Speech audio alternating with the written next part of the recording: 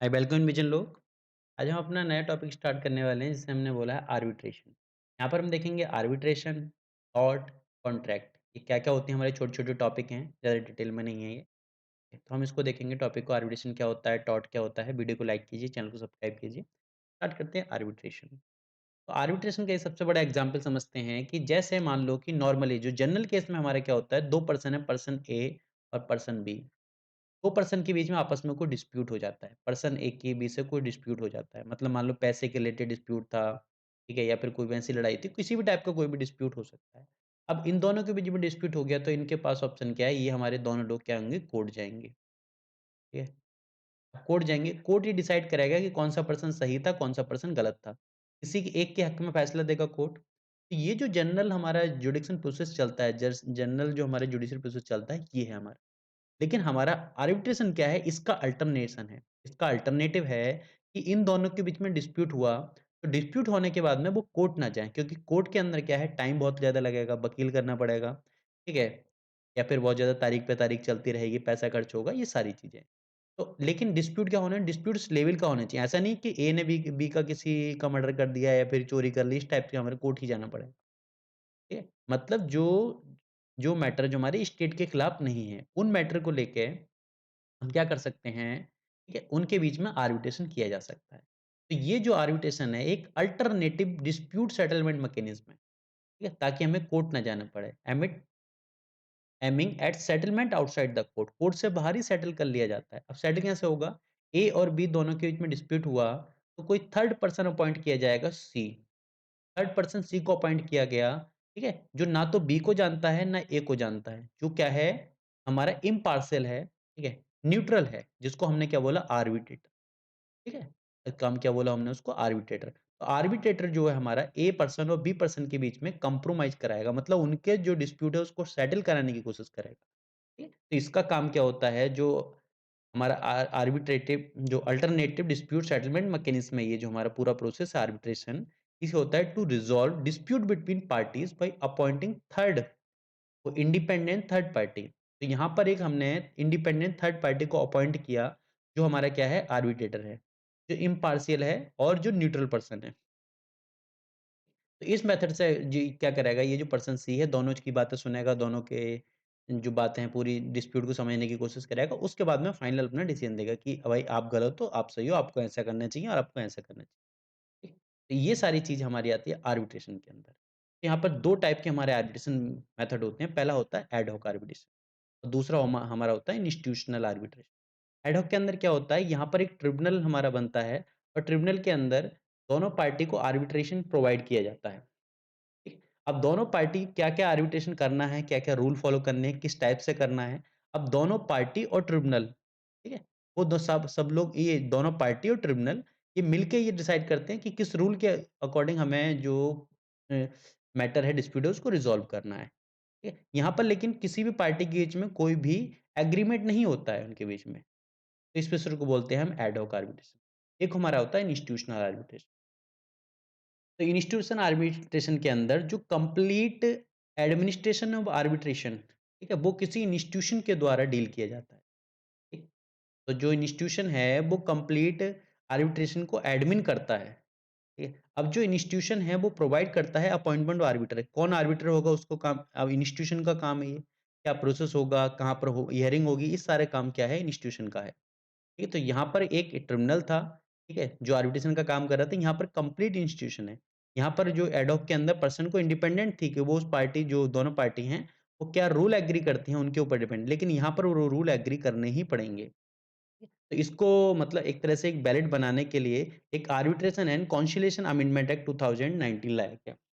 इसमें बोला गया कि स्टेबलाइज की जाएगी एक बॉडी, जिसको बोला गया इंडिपेंडेंट बॉडी, जिसका नाम था हमारा arbitration council of India. Arbitration council of India का काम था प्रमोशन ऑफ आर्बिट्रेशन मेडिटेशन की, जो कोर्ट में जो केस हैं डायरेक्टली ना जाएं, उन कोर्ट के बाहर ही सेटल कराने की कोशिश की जाए, उसके लिए एक मैकेनिज्म बनाया। ठीक है, और एक इंडिपेंडेंट बॉडी बनाई जिसका काम था आर्बिट्रेशन काउंसिल ऑफ इंडिया, जिसका काम प्रमोशन ऑफ आर्बिट्रेशन मेडिटेशन, ठीक है, अल्टरनेटिव डिस्प्यूट मैकेनिज्म बनाने की कोशिश की गई। नेक्स्ट देखते हैं कॉन्ट्रैक्ट लॉ। कॉन्ट्रैक्ट लॉ, जब पार्टी ए और पार्टी बी के बीच में कॉन्ट्रैक्ट होता है, मतलब दो पार्टी के बीच में कोई एग्रीमेंट साइन होता है, और उस एग्रीमेंट का नेचर क्या होता है? Legally enforceable agreement. मतलब वो जो एग्रीमेंट किया गया है वो लीगली इन है, एग्रीमेंट लीगली। अगली चीज़ इन्फोर्सेबल है, मतलब दोनों पार्टी को उसको मानना ही होगा। पार्टी ए और पार्टी बी के बीच में कोई एग्रीमेंट हुआ है, ये एग्रीमेंट लीगली है, मतलब अकॉर्डिंग टू लॉ एग्रीमेंट हुआ है। पहली चीज़ इन्फोर्सिबल है, दोनों पार्टीज़ के ऊपर इन्फोर्सिबल है। क्या कंडीशन है वो उस एग्रीमेंट में लिखी होती है। तो इसको बोलते हैं दैट इज़ कॉल्ड कॉन्ट्रैक्ट। तो कॉन्ट्रैक्ट क्रिएट किया जा सकता है ओरली या राइटिंग, किसी भी टाइप से क्रिएट किया जा सकता है। लेकिन कंडीशन क्या है? विद कंसेंट ऑफ पार्टी, दोनों पार्टी के कंसेंट के बाद में हमारा, ठीक है? और इसके अलावा जो भी उसके टर्म एंड कंडीशन रहेंगी, उसके अकॉर्डिंग क्या है, हमारा कॉन्ट्रैक्ट क्रिएट किया जा सकता है। लेकिन अगर कोई पार्टी कॉन्ट्रैक्ट को नहीं मानती है, मतलब मान लो कि इसने कॉन्ट्रैक्ट किया और बाद में कॉन्ट्रैक्ट को मानने से मना कर दिया। In case of breach of contract, अगर कॉन्ट्रैक्ट ब्रीच होता है, तो कोई भी पार्टी, ठीक है, वो क्या कर सकती है? कोर्ट जा सकती है टू रिज़ॉल्व डिस्प्यूट, अपने डिस्प्यूट को रिज़ॉल्व कराने के लिए। और जो भी हमारा प्लेंटिफ है, ठीक है, या जिसको उस कॉन्ट्रैक्ट की वजह से नुकसान हुआ है, जिसने कॉन्ट्रैक्ट, ठीक है, मतलब जो जिसने उस पे मुकदमा दायर करा है कॉन्ट्रैक्ट तोड़ने पर, ठीक, वो सू फाइल कर सकता है फॉर डैमेज या स्पेसिफिक परफॉर्मेंस ऑफ कॉन्ट्रैक्ट। ठीक है, वो कोर्ट को ये बोल सकता है कि या तो भैया मुझे डैमेज दिलवाइए, या जो कॉन्ट्रैक्ट था हमारा उसको कंप्लीट परफॉर्म करवाइए। जो कॉन्ट्रैक्ट था उसकी जो टर्म एंड कंडीशन थी, सामने वाली पार्टी उस कॉन्ट्रैक्ट को परफॉर्म नहीं कर रही है, मतलब कॉन्ट्रैक्ट की कंडीशन को नहीं मान रही है, तो आप या तो उसके लिए मुझे डैमेज दिलवाइए दूसरी पार्टी से, या फिर कोर्ट से कहेगा कि जो कॉन्ट्रैक्ट है उसको पूरी तरह से फुलफिल कराइए जो टर्म एंड कंडीशन। तो हम जो डेली लाइफ में देखते होंगे, जैसे हम प्रॉपर्टी खरीदी है, हमने कोई प्रोडक्ट खरीदा, सर्विस खरीदी, ठीक है? लोन अप्लाई किया, इसके रिलेटेड या फिर एम्प्लॉयमेंट रिलेटेड जो कॉन्ट्रैक्ट होते हैं, अलग-अलग टाइप के हमारे कॉन्ट्रैक्ट होते हैं। कॉन्ट्रैक्ट के अंदर हमारा स्टाम्प पेपर भी हम यूज़ करते हैं, कुछ एग्रीमेंट भी साइन करते हैं, सारी चीज़ें हमारी होती हैं। तो ये जो whole of the process of contract है, ये डील किया जाता है इंडिया में इंडियन कॉन्ट्रैक्ट एक्ट 1872 के थ्रू। जो इंडियन कॉन्ट्रैक्ट है 1872 है, वो रेगुलेट करता है and validate contract and agreement, ठीक है? ये कॉन्ट्रैक्ट किस टाइप से हो रहा है, ठीक है? एग्रीमेंट किस टाइप से हुआ है, उसको रेगुलेट करने का, वैलिडेट करने का काम हमारा इंडियन कॉन्ट्रैक्ट एक्ट के अकॉर्डिंग होता है। तो अलग-अलग टाइप के हमारे कॉन्ट्रैक्ट होते हैं। जैसे पहला आता है हमारा वॉइड कॉन्ट्रैक्ट। वॉइड कॉन्ट्रैक्ट वो होता है कि जिसकी वैल्यू अब खत्म हो चुकी है, मतलब जो शून्य है, ज़ीरो वैल्यू है। मतलब मान लो पर्सन ए और पर्सन बी के बीच में कॉन्ट्रैक्ट हुआ था। कॉन्ट्रैक्ट हुआ था कि 5 साल तक कोई ना कुछ कंडीशन होगी उनकी। मान लो पर्सन ए की डेथ हो गई, ये अब नहीं रहा। तो पर्सन बी अब कोर्ट में जाएगा कि भैया अब जो कंडीशन थी वो फुलफिल नहीं हो रही। तो ये कॉन्ट्रैक्ट क्या, कोर्ट क्या बोलेगा? बोले सामने वाला पर्सन जिसके साथ कॉन्ट्रैक्ट किया था वही नहीं है। तो इस कॉन्ट्रैक्ट की वैल्यू ही नहीं है, मतलब कॉन्ट्रैक्ट क्या हो गया? ज़ीरो, शून्य। एक चीज़ हो गई वॉइडेबल।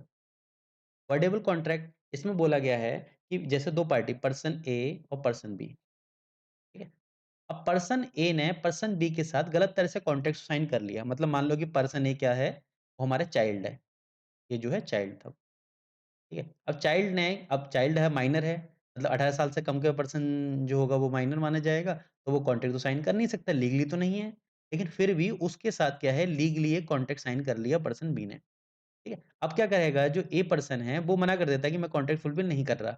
अब बी कोर्ट जाता है तो बी कोर्ट बोलेगा कि भई ए जो पर्सन है वो चाइल्ड है, ठीक है? उसने जो कॉन्ट्रैक्ट किया है, वो कॉन्ट्रैक्ट करने के लिए एलिजिबल नहीं था। अगर वो मान रहा है आपकी कंडीशन तो ठीक है, अगर नहीं मान रहा है तो उसके ऊपर दबाव नहीं बनाया जा सकता क्योंकि वो चाइल्ड है। ठीक है? इस बिहाफ़ पे इसको बोलते हैं वॉइडेबल कॉन्ट्रैक्ट, कि अगर पर्सन ए अपनी टर्म एंड कंडीशन को मान रहा है तब तक ठीक है, नहीं मानेगा तो बी कुछ नहीं कर सकता। ठीक है? तो ये होता है हमारा वॉइडेबल कॉन्ट्रैक्ट। अगला होता है इल्लीगल कॉन्ट्रैक्ट। जैसे पर्सन ए और पर्सन बी ने कोई कॉन्ट्रैक्ट साइन किया कि मैं आपको, ठीक है, मैं आपको इस स्टेट से दूसरे स्टेट में इतने इतने ट्रक या इतनी बोतल जो है दारू की पहुँचाऊँगा। ठीक? तो दारू की इस टाइप से क्या स्मगलिंग हो रही है। तो स्मगलिंग का कॉन्ट्रैक्ट हुआ ए और बी के बीच में। अब बी ने पैसे तो ले लिए, उसका कॉन्ट्रैक्ट फुलफिल नहीं किया या फिर कम जो है जो क्वांटिटी फुलफिल नहीं कर पाए। तो क्या ए और बी कोर्ट जा सकते हैं? नहीं जा सकते क्योंकि ये कॉन्ट्रैक्ट जो होगा that is called illegal contract.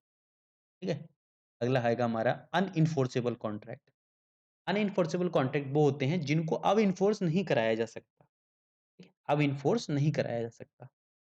ठीक? जैसे एक एग्ज़ाम्पल लेते हैं। जैसे मान लो 2 पर्सन है हमारे, पर्सन ए और पर्सन बी। पर्सन ए ने पर्सन बी से बोला कि 1 साल के लिए मैंने तुमसे कॉन्टैक्ट किया है, तुम डेली जो है मुझे मार्केट से सब्ज़ी प्रोवाइड करोगे, मुझे ताज़ी सब्ज़ी डेली चाहिए हो, ठीक? डेली तुम जाओगे, ठीक है? और मुझे ताज़ी सब्ज़ी लाके दोगे। या फिर मान लो कि पर्सन ए ने पर्सन बी के साथ कॉन्टैक्ट किया कि जो ए का डॉग है मतलब इसका कोई डॉग है, ठीक है? उस डॉग को बाहर ले जाके टहलाने का काम है बी का, ठीक है? या फिर कोई एजेंसी मान लो, कुछ ही मान लो, ठीक है? तो उसमें क्या हुआ किसी वजह से बी की जो है टाँग टूट जाती है मतलब बी हॉस्पिटलाइज़ हो जाता है। तो अब क्या ए कोर्ट जा सकता है कि भैया सामने वाले पर्सन बी ने मेरे साथ कॉन्टैक्ट किया था और वो अब काम ही नहीं कर रहा है, ठीक है? कंडीशन क्या थी कि वो इन्व कोर्ट उसमें अनएनफोर्सेबल कॉन्ट्रैक्ट मान देगा उस चीज़ को, कि कोर्ट अब एनफोर्स नहीं करा सकता, क्योंकि टर्म एंड कंडीशन के अकॉर्डिंग अब एनफोर्स नहीं करा सकता, इस वजह से। या मान लो ए और बी के बीच में कोई कॉन्ट्रैक्ट हुआ, ए ने बोला कि मैं बिल्डिंग बनाऊँगा, ठीक है? बी ने पैसे दे दिए कि ठीक है आपको मेरी बिल्डिंग बनानी है, इतने पैसे ले लो। बिल्डिंग बनाई, ठीक है? और बिल्डिंग बनाते-बनाते कोई अर्थक्वेक वगैरह आया, बिल्डिंग गिर गई। अब बिल्डिंग गिर गई, तो एक पार्टी दूसरी पार्टी पे आरोप लगाई कि भैया बिल्डिंग तुमने बोला था बना के दूँगा, नहीं बना के दी। अब कोर्ट जाएँगे तो इस कैटेगरी के जो कॉन्ट्रैक्ट होते हैं उनको बोलते हैं अनएन्फोर्सेबल कॉन्ट्रैक्ट। तो अगला हम टॉपिक देखेंगे, अगला हमारा आता है टॉर्ट, जिसको हम बोलते हैं लॉ ऑफ टॉर्ट। तो लॉ ऑफ टॉर्ट जो है ये अनकोडिफाइड लॉ है, ठीक है? जैसे हमने देखा कि ए और बी के बीच में कोई भी डिस्प्यूट हुआ, ए ने बी के ऊपर कोई सूट फाइल किया है, कुछ भी डिस्प्यूट हुआ, तो इन दोनों के वजह कोर्ट उस चीज़ को मैटर को देखेगा और इनके अकॉर्डिंग क्या प्रोवाइड करेगा, कोर्ट रिलीफ प्रोवाइड करता है। या फिर अगर कुछ गलत हुआ है किसी के साथ तो क्या कोर्ट प्रोवाइड करता है पनिशमेंट। पनिशमेंट प्रोवाइड करता है जनरली हमने यही देखा होगा। अब पनिशमेंट में क्या हो सकता है उसके ऊपर फाइन लगा सकता है, उसे डेथ पर फांसी चढ़ा देगा, उसे जेल में डाल देगा, कोर्ट अलग-अलग टाइप के पनिशमेंट प्रोवाइड करता है। लेकिन इनके बीच में ऐसे केस होते हैं जिनके बीच में कोर्ट पनिशमेंट प्रोवाइड नहीं कर सकता। ए और बी का डायरेक्टली कनेक्शन है ही नहीं। तब क्या करेगा? तब उसमें वो ये होता है, ये हमारा डील किया जाता है लॉ ऑफ टॉर्ट के थ्रू, लॉ ऑफ टॉर्ट के। लॉ ऑफ टॉर्ट जो वर्ड आया है, ये हमारा वर्ड निकला है टॉर्टम वर्ड से। टॉर्टम एक लैटिन भाषा का वर्ड है, लैटिन लैंग्वेज का वर्ड है टॉर्टम। उससे हमारा वर्ड निकला है टॉर्टम, वो टॉर्ट। तो टॉर्ट जो है एक टाइप का अनकोडिफाइड लॉ है, मतलब कहीं ये चीज़ मेंशन नहीं है। ये पूरी तरह से डिपेंड करता है केस लॉ या कॉमन लॉ के ऊपर, ठीक है? जो कोर्ट के जो डिसीजन रहे हैं उनके से गवर्न किया जाता है, ये अनकोडिफाइड है कंप्लीट। अगली चीज़ ये नॉन कॉन्ट्रेक्चुअल नेचर का है, ठीक है? इसमें ये नहीं बोल सकते कि किसी पार्टी ने कोई कॉन्ट्रैक्ट ब्रीच किया, उस नेचर का नहीं होगा। मतलब इनके बीच में कोई कॉन्ट्रैक्चुअल नहीं होने चाहिए, तब हम उसको डील करेंगे हम टॉर्ट से। तो टॉर्ट के अंदर क्या होता है, टॉर्ट एक टाइप से एक सिविल रॉन्ग है। सिविल रॉन्ग है कमिटेड बाय एक्शन और नेग्लिजेंस। जो किसी पार्टी ने, किसी भी पर्सन ने जो जिसने भी टॉर्ट किया है, उसने या तो एक्शन या फिर नेग्लिजेंस की वजह से क्या था, वो कुछ सिविल रॉन्ग को कमिट किया है। इसकी वजह से क्या हुआ है, result in injury to others body, ठीक है? जो दूसरी पार्टी है, अदर पर्सन है, उसकी या तो बॉडी को कोई इंजरी हुई है, या फिर प्रॉपर्टी को कोई इंजरी हुई है, या डिग्निटी को कोई इंजरी हुई है, ठीक है? या फिर रेपुटेशन को कोई इंजरी हुई है, ठीक है? तो ये चीज़ हमारी आती है, किसको हम बोलेंगे? Civil wrong. मतलब इसकी सिविल रॉन्ग की ये जो एक्शन है लैंग्वेज की वजह से उसको क्या है, हार्म हुआ है किसी पर्सन को। तो ये रिकॉग्नाइज़ किया जाता है by law for basic liability, कि यहाँ पर जिस पर्सन ने ये चीज़ की है, या तो एक्शन किया है, नेग्लिजेंस किया है, वो लायबल है इस चीज़ों के लिए। तो उसने दूसरे उसकी वजह से दूसरे पर्सन को नुकसान पहुँचा है। अब एक एग्ज़ाम्पल दे सकते हैं, कि जैसे मान लो कि कोई पर्सन है, वो स्टेयर्स के ऊपर चढ़ रहा है। अब स्टेयर्स के ऊपर किसी वजह से मतलब वहाँ पे क्या है, पानी गिर जाता है। अब डेली एक पर्सन है, वो वहाँ पे पानी की स डेली उसका काम है पानी की सफाई करना। पानी को वाइपर मार के हटा देता है, ठीक है? और लोग उसमें आराम से चढ़ने लगते हैं। वरना अगर पानी नहीं हटाएँगे तो फिसलने का डर रहेगा, ये सारी चीज़ें। तो मान लो 1-2 दिन पर्सन ने उसने जो वाइपर नहीं मारा, ठीक है? और वो पर्सन क्या था, कोई पर्सन चढ़ रहा था, उसकी वजह से क्या हुआ, पानी पड़े होने की वजह से उसका पैर फिसला और उसको चोट लग गई। तो वो उसके ऊपर टॉर्ट फाइल कर सकता है कि इसकी नेग्लिजेंस की वजह से, ठीक है, यहाँ पर पानी रुका और उसकी वजह से क्या हुआ, मैं मेरा पैर फिसला और मैं गिर गया। पहली चीज़ ये आती है। दूसरी चीज़ आती है मतलब कुछ करने की वजह से, अगर दूसरे पर्सन को हार्म हुआ है, मतलब मान लो कि कोई पर्सन था, उसने अपने घर में क्या म्यूज़िक चला दिया, ठीक है? अब म्यूज़िक चलाया, दूसरा पर्सन नहीं सो पाया, ठीक है? अब दूसरे पर्सन नहीं सो पाया तो क्या हुआ? तो यहाँ पर वो पर्सन क्या है, पुलिस बुला के बोल सकता है कि भैया आपने म्यूज़िक चलाया, आपकी वजह से सो नहीं पा रहे हैं। इस चीज़ की चीज़ हो सकती है, या फिर कोई एक्शन हो सकता है, जैसे एक्शन की मान लो कि कहीं पे कुछ इस टाइप से एक्शन में आ सकता है कि हमारे जैसे रोड के ऊपर कोई गाड़ी जा रही है, मतलब कि मान लो कि पतला सा रोड है, उसके ऊपर गाड़ी जा रही है। किसी की गाड़ी चलते-चलते खराब हो गई। पीछे से कोई गाड़ी वाला आ रहा था, उसे जल्दी से जाना था कहीं, उसका एग्ज़ाम था या जो भी चीज़ थी। अब वो रोड ब्लॉक हो गया, उसकी वजह से जा नहीं पाया पर्सन। ठीक है? तब वो जो पर्सन है, जो नहीं एग्ज़ाम जिसका छूट गया, वो उसके ऊपर केस बाकी फाइल कर सकता है, वो अपने डैमेज माँग सकता है कि तुम्हारी वहाँ पे गाड़ी खराब होने की वजह से तुमने रोड ब्लॉक किया और उसकी वजह से क्या हो गया, मेरा पेपर लेट हो गया, मैं पेपर नहीं दे पाया। ये सारी चीज़ हमारी आती हैं, that is called civil wrong by action और नेग्लिजेंस, दोनों में कुछ भी चीज़ हमारी होती है। तो जितने भी हमारे सिविल रॉन्ग होते हैं, वो सारे टॉर्ट नहीं होते हैं, लेकिन सारे टॉर्ट हमारे सिविल रॉन्ग ही आते हैं। ठीक है? तो हमारी 3 कंडीशन है, कब हम किस केस को टॉर्ट बोल सकते हैं। पहला चीज़ होती है रॉन्गफुल एक्ट, मतलब कुछ ना कुछ ऐसी रॉन्गफुल एक्ट हुआ हो, मतलब जो अकॉर्डिंग टू लॉ रॉन्ग है, अकॉर्डिंग टू लॉ गलत है। ठीक है? कोई ऐसे टाइप का एक्ट हुआ हो। दूसरी चीज़, लीगल डैमेज, मतलब किसी पर्सन का डैमेज हुआ हो, लीगल डैमेज हुआ हो, नुकसान हुआ हो उस पर्सन का। तीसरा पर्सन आता है, जिस पर्सन का नुकसान हुआ है उसे लीगल रेमेडी प्रोवाइड है, मतलब उसे अपने हक को कोर्ट में ले जाने का अधिकार है उस पर्सन के लिए। ठीक है? तो इसको हम बोलेंगे, ये हमारा बोला जाएगा टॉर्ट। जैसे लीगल रेमेडी में समझते हैं, जैसे एक पर्सन है, एक पर्सन हमारा मान लें पर्सन ए है। पर्सन ही हमारा जा रहा है वोटिंग स्टेशन पे, मतलब वो एक वोटर है, वो वोट डालने जा रहा है। ठीक है? उसे किसी भी पार्टी को, कैंडिडेट को, मतलब मान लो कि कैंडिडेट 1, 2, 3 किसी कैंडिडेट को वोट देना है। उसका मन है कि मैं कैंडिडेट 1 को वोट दूँगा, उसको जिताऊँगा। ठीक है? किसी पर्सन ने उसको वोट देने के लिए नहीं जाने दिया, उसको रोक लिया या किसी भी तरह से उसको वोट नहीं देने दिया। तो यहाँ पर पहली चीज़ रॉन्गफुल एक्ट हुआ। अब यहाँ पर किसी को किडनैप नहीं किया है, उसने यहाँ पर किडनैप नहीं किया है, किडनैप करेगा तो वो खुद क्राइम हो जाएगा। किसी को मारा-पीटा होगा वो खुद क्राइम हो जाएगा, ठीक? लेकिन यहाँ पर जब कोई क्राइम होता है तो उसमें पनिशमेंट मिलती है, लेकिन यहाँ पर जो टॉर्ट में डैमेज मिलते हैं, टॉर्ट में कंपनसेशन मिलती है। तो पर्सन ए के साथ क्या हुआ, यहाँ पर रॉन्गफुल एक्ट हुआ, मतलब गलत हुआ। वो अपने वोट देने जाना चाहता था, उसको नहीं जाने दिया, that is a wrong act. पहली चीज़, लीगल डैमेज, ठीक है? अब मान लो कि पर्सन ए को वोट देना था उसको, लेकिन ए पर्सन जो है जीत जाता है, ऑलरेडी जीत गया और अगर ये वोट देता तब भी वो जीतता। ठीक है? इसके एक वोट देने ना देने से वो हारा तो नहीं, ठीक है? तो क्या हुआ कि उसको कोई डैमेज हुआ पर्सन ए का, लेकिन यहाँ पर देखो देखो डायरेक्टली तो डैमेज नहीं हुआ है, लेकिन इनडायरेक्टली उसका लीगल डैमेज हुआ है। लीगल डैमेज मतलब उसका राइट टू वोट था, उसको वोट देने का अधिकार था जिसको रोका गया, जिसको वायलेट किया गया, पहली चीज़। दूसरी चीज़ लीगल रेमेडीज़, इसमें वही आता है कि उस पर्सन को वोट देने का अधिकार था, उसको रोका गया, उसको लीगल राइट वॉयलेट हुआ। अकॉर्डिंग टू कॉन्स्टिट्यूशन अगर आपका कोई राइट वॉयलेट होता है, तो आप कोर्ट जा सकते हो। तो तीनों चीज़ें यहाँ पर मिल गई। और इन तीनों चीज़ों पे हमने इसको बोला कि दैट इज़ टॉर्ट। इसको हम टॉर्ट बोल सकते हैं। तो टॉर्ट में हमारा क्या मिलता है? टॉर्ट अलाउ ओनली कंपनसेशन, केवल कंपनसेशन यहाँ पर मिलता है। कोई पनिशमेंट नहीं मिलता है कि अगर किसी पर्सन ने, ठीक है, किसी पर्सन को कोई इंजरी हुई है, तो पर्सन जिसके साथ इंजरी हुई है, ठीक है? वो पर्सन जिसने इंजरी हुई है, जिसकी वजह से इंजरी हुई है, उससे कंपनसेशन माँग सकता है for injury to plaintiff caused by violation of legal right. किसी पर्सन के किसी भी टाइप के कोई लीगल राइट का हनन हुआ है, तो वो जिसने उसके लीगल राइट हनन किए हैं, उस पर्सन से जो प्लेंटिफ है, जिसने केस फाइल किया है, वो अपना कंपनसेशन माँग सकता है। अब कोर्ट डिसाइड करेगा वेदर डिफेंडेंट, मतलब जो लायबल है उस चीज़ के लिए, डिफेंडेंट जिसने उसके लीगल राइट को वायलेट किया है, ठीक है? वो लायबल है या नहीं है?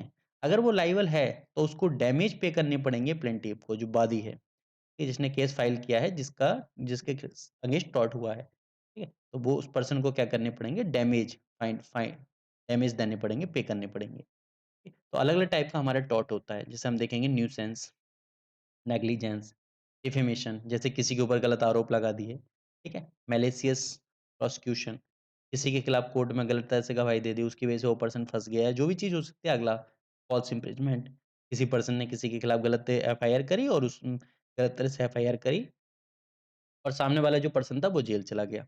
एक गलत तरह से जेल चला गया। तो यहाँ पर अलग-अलग टाइप के टॉर्ट होते हैं जिनमें जो पर्सन है जिसने उन चीज़ों को फेस किया है, जिसके साथ गलत हुआ है वो कंपनसेशन माँग सकता है जिसने उसके साथ गलत किया है उससे। तो ये हमारे सारे मैटर आते हैं टॉर्ट के अंदर, इनको हम बोलते हैं टॉर्ट। मतलब सिम